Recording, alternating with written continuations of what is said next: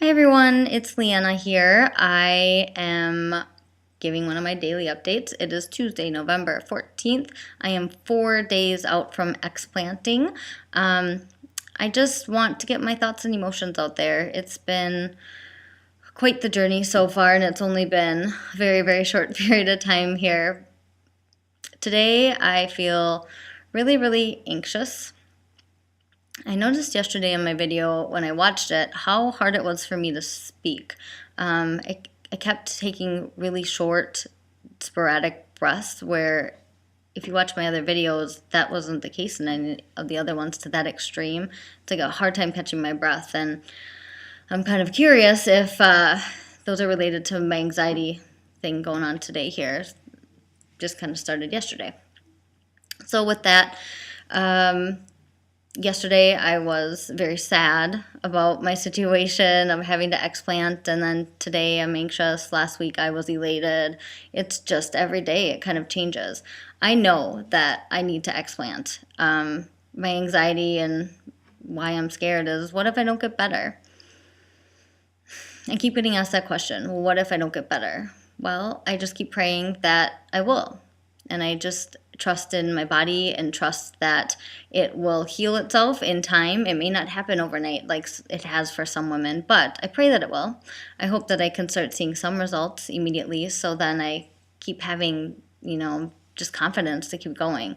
But ultimately, these things need to come out of me because every time I talk to someone else about it, every day I've literally been trying to tell at least one more person that didn't know that I had implants, that I was explanting, and why. It's helped me to cope and to understand. And then when I tell people about it, it's like, oh yeah, it's a reminder. This is why. This is why I am taking these out. 50 plus symptoms later, it's just not worth it. I mean, boobs are overrated. I never had them before. I just need to be happy in my own skin, which I will get there.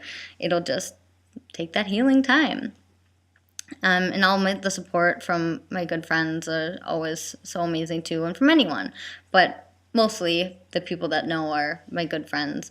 But like I said, as I've been opening up to people, more and more people are showing their love and concern for me. I just want to say too,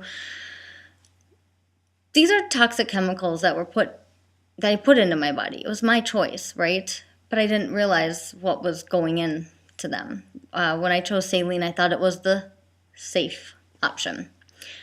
That's not the case. The bag that goes into your body is made of silicone, which is made of heavy metals. Mine alone, it's mercury, lead, arsenic, platinum. I mean, the list go on of what just the casings are made of. I had someone today tell me that, oh, well, I got saline, so I'm good. I've had them for years. I'm fine. That's great that you're fine, but you might just want to check out the symptoms list to see if potentially you've developed symptoms over the years. There are women on the support groups that have had them for 30 plus years, and they only just started developing significant symptoms 4 years ago. That's a long time without symptoms. So it's not the question of if you're going to get it, it's more when. So we all tolerate things differently. I reacted immediately just because of how sensitive my body is. Another person, it may take 30 years, but ultimately, it most likely will. The last thing I want to say is, I already touched on the support that I've been getting, and it's amazing. How I've been sharing my story with at least one more person every day. I shared my story with one of my longtime friends who I haven't seen in a while, and he didn't know even that I had implants.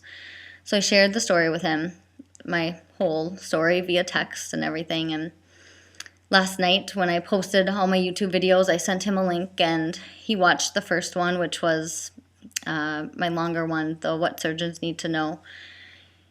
He sent me a text back saying, I'm crying. And I had asked why. Why are you crying?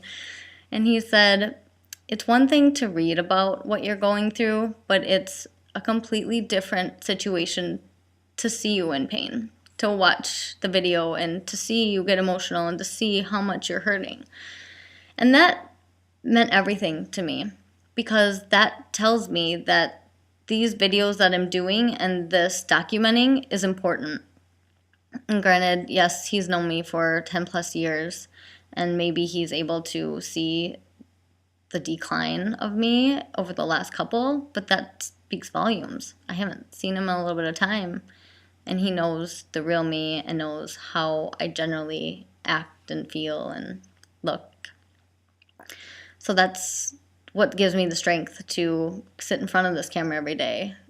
It's not something I'm really keen on doing, but I just want to be able to help somebody, and I hope that you guys are able to just make that informed decision like I've talked about in my other videos.